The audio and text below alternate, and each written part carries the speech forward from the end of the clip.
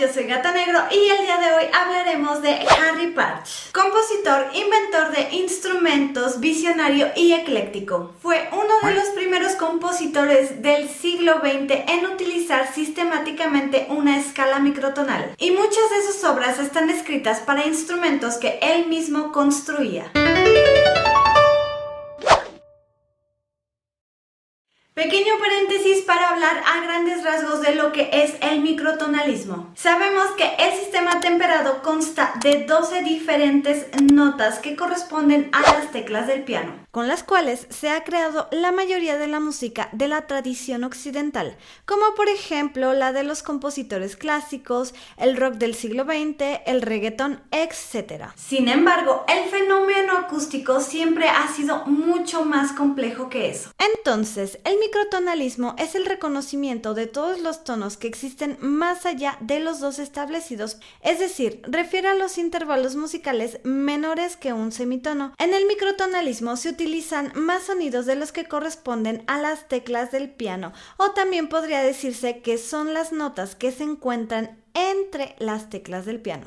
¿El para qué cosa de quién? Estos sonidos dentro del sistema tonal o temperado se consideran desafinados. Aunque el microtonalismo es un concepto de teoría moderna, también es un fenómeno que ha existido por siglos, pero no dentro de la tradición occidental, más bien en lenguajes musicales como el de la India y algunos modos asiáticos de influencia china y japonesa, así como la infinita y diversa tradición musical africana.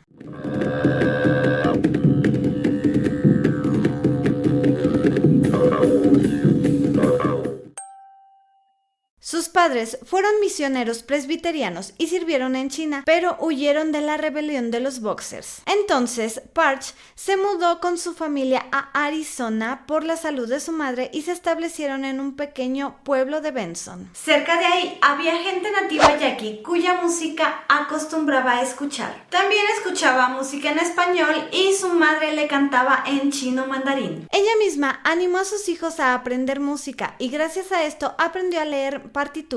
También a tocar la mandolina, el violín, piano, clarinete, el armonio, la viola y la guitarra. Después, la familia se mudó a Albuquerque, Nuevo México, en el año de 1913, donde Partch estudió seriamente el piano. Ahí obtuvo trabajo tocando teclados para películas mudas mientras estudiaba la escuela secundaria. Por supuesto, comenzó a componer a muy temprana edad utilizando la escala cromática, habitual en la música occidental. Después, la familia se mudó a Los Ángeles en 1919, tras la muerte del padre de Partch, y ahí su madre también murió en un accidente de tranvía en 1920. Mientras tanto, él se matriculó en la Escuela de Música de la Universidad del Sur de California en 1920, pero la abandonó insatisfecho con la calidad de los profesores después del verano de 1922. A ver, ¿qué pasó?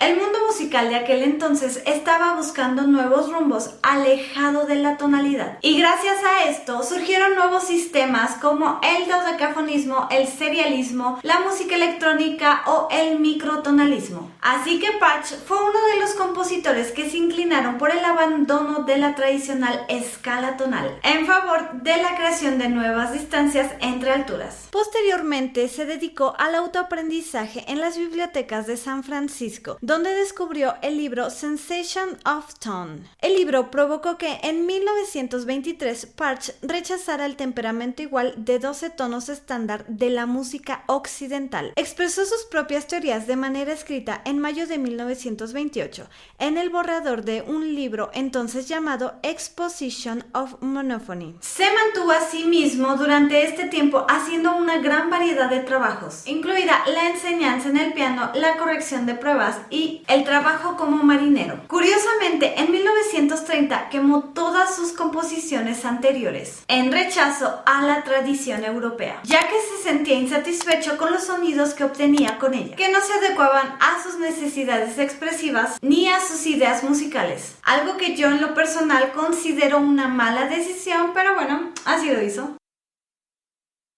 ¡Oh, no! Sin duda, lo que lo distinguió distinguió fue su interés por la afinación justa, no temperada, ya que dentro de la octava plasmó una división de 43 intervalos. Claro que sobra decir que tenía oído absoluto. Sin embargo, el siguiente problema que enfrentó junto a otros innovadores fue con qué instrumentos se tocaría su música. Y lo resolvió inventándolos. ¡Ay, qué fácil!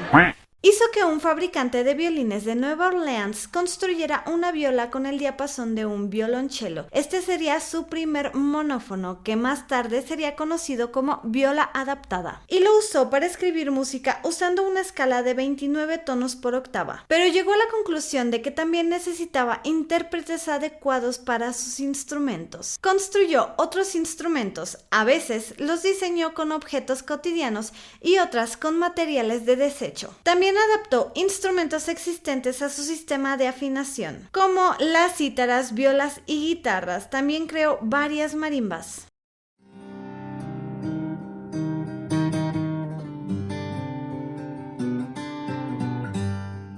Más adelante viajó a Europa para estudiar música y conocer al poeta, que le dio permiso para escribir una ópera basada en su traducción al inglés del Edipo Rey de Sófocles. Por esas fechas construyó un instrumento de teclado, el órgano cromático, que utilizaba una escala de 43 tonos por octava. Pero después, cuando regresó a Estados Unidos en 1935, se topó con que era el punto álgido de la Gran Depresión. La Gran Depresión fue una terrible crisis económica originada en los Estados Unidos, luego del crack financiero de octubre de 1929 en Wall Street, provocando desempleo, pobreza, el quiebre de bancos e industrias y un malestar social generalizado. Gracias a esto, tomó una vida como vagabundo en los trenes.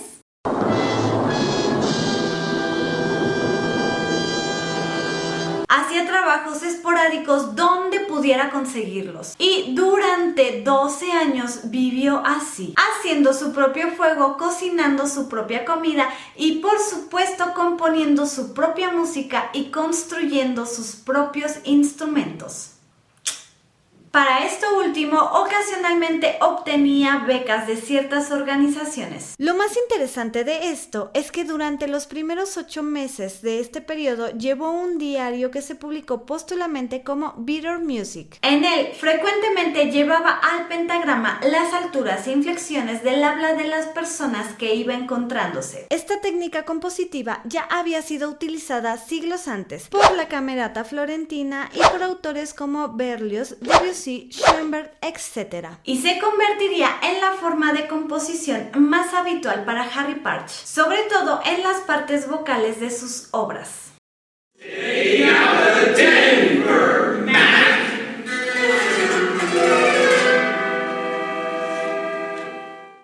Continuó componiendo, construyendo sus instrumentos, desarrollando su libro, teorías y realizando sus primeras grabaciones. En 1941, Partch compuso Barstow, una obra que tomaba como texto distintos grafitis que había visto pintados en los quitamiedos de una autopista en Barstow, California. I'm Ed Fitzgerald, age 19, 5 feet 10 inches, black hair, brown eyes. Going home. De esta obra, concebida originalmente para guitarra y para voz, Partch hizo distintas versiones a lo largo de su vida, conforme crecía su colección de instrumentos. Cuando Partch pasó una temporada en Ithaca, Nueva York, comenzó su obra US Highball, que es una evocación musical de sus tiempos de vida en los ferrocarriles durante la Gran Depresión. Con distintos apoyos, Partch se instaló en la Universidad de Wisconsin de 1944 a 1947. Este fue sin duda un periodo bastante productivo, en el que dio conferencias, formó un conjunto, realizó actuaciones, lanzó sus primeras grabaciones y completó por fin su libro. Lo inició en 1923, lo completó en 1947 y finalmente se publicó en 1949 con el título Genesis of a Music por la University of Wisconsin Press. Este libro es una reflexión sobre su su propia música. Contiene artículos sobre teoría musical y construcción de instrumentos. Y se le considera a este libro como un texto fundamental sobre la teoría musical del microtonalismo, en el que expone su concepto de corporeality, es decir, corporeidad, la fusión de todas las formas artísticas en un único cuerpo. Después dejó la universidad ya que esta nunca lo aceptó como un miembro del personal permanente. Después, Parch creó su propia discográfica, Gate 5, en un astillero abandonado en California, donde componía, construía instrumentos y organizaba actuaciones, con la cual distribuyó las grabaciones de sus obras. Sin embargo, un punto de inflexión entre su popularidad fue el LP de Columbia de 1969, The World of Harry Parch, la primera grabación moderna de la música de Parch y su primer lanzamiento en un sello discográfico importante. Sin ser un compositor que haya alcanzado una gran popularidad, su nombre es muy conocido entre los músicos contemporáneos. Entonces, principalmente se hizo famoso por basar su música en una escala de 43 tonos por octava, derivados de la serie armónica natural, aunque él utilizó en sus obras muchas otras escalas. Además, interpretaba su música en instrumentos de su propia invención, modificó instrumentos ya existentes e inventó otros nuevos. Y bueno, pues él se definía a sí mismo como un seducido músico filósofo dentro de una carpintería. La mayor parte de su obra está escrita para teatro o para ser acompañada con textos, a menudo teñida de ironía, idealismo y un gran sentido ritualista.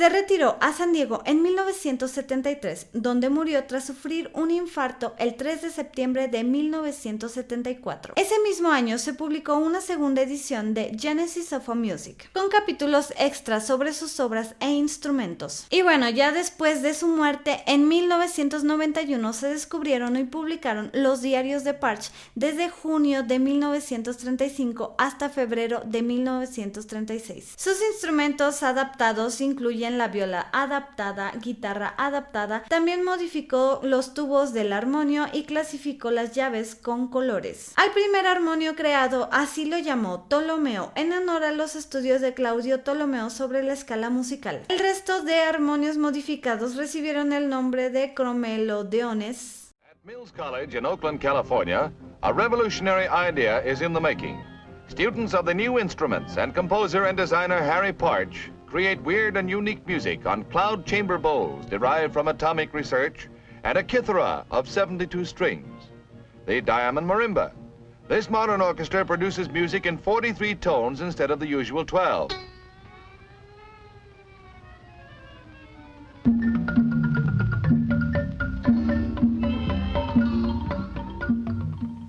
Algunos de sus instrumentos se encuentran expuestos en el Museo de Arte de San Francisco y en el Museo de Arte Moderno de Nueva York. Eso es todo por el video de hoy, espero que les haya gustado. Por favor no se olviden de dejarme un like, suscribirse, activar las notificaciones ni de compartir, tampoco de seguirme en todas mis redes sociales, se los agradecería muchísimo. Nos vemos en un próximo video, los saluda Gato Negro.